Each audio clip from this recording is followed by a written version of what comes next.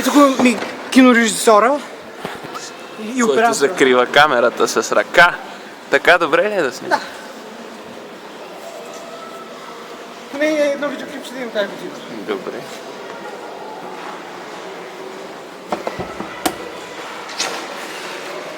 Чекай да Йосифе снимам, Саша.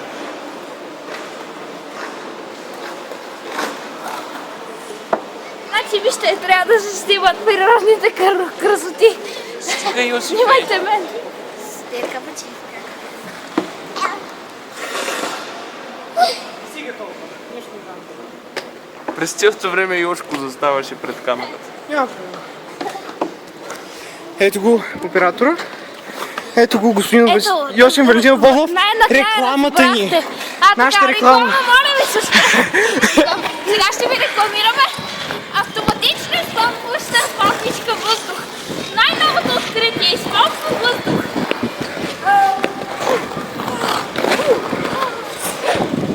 Ето една хубава актриса. Тук имаме, виждаме.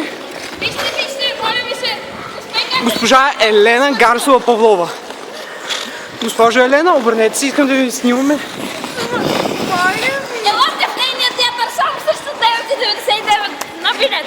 Сега Имате- да продължим рекламата Имате хубав менеджер, бе. Госпожо Павлова. Сега да продължим рекламата за помпващата клопичка. Айде, рекламата. Рекламата свърши.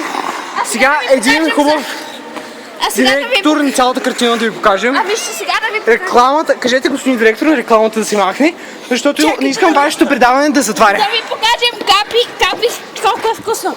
Пивате! Изведнъж... Това е звука зад ефира, така че не се притеснявайте. Тук имаме един луд по рекламата. Добре, съжаляваме. Аз съм репортера. Господин Самуил Валентинов Павлов, директора на картината, не можеше с вас да говори, така че ще помолим Спрете рекламата! госпожа Гарсова Павлова да ни каже две думи.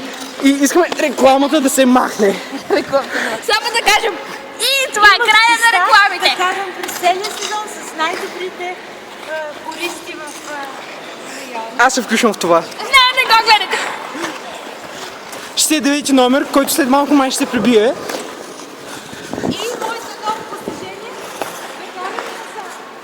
И госпожа Елена Гарсова получила от Четвърка за учителя края. си Четвърка шестица. края. Шестица по едно хубаво каране назад. Да, аз я... Благодарим ви, Аз я госпожо потвърждавам тази Елена шестица Павлова. с минус. Не го слушайте, той само ни пуска една реклама, която запълва ефира, но не е полезна. Даже пробвайте капи да пиете. Ще умрете, обещавам ви. Трябва да си продължим рекламата. И помпичката не я използвайте. На втори ден ще се счупи. Благодаря за ефира. Александър да е с вас.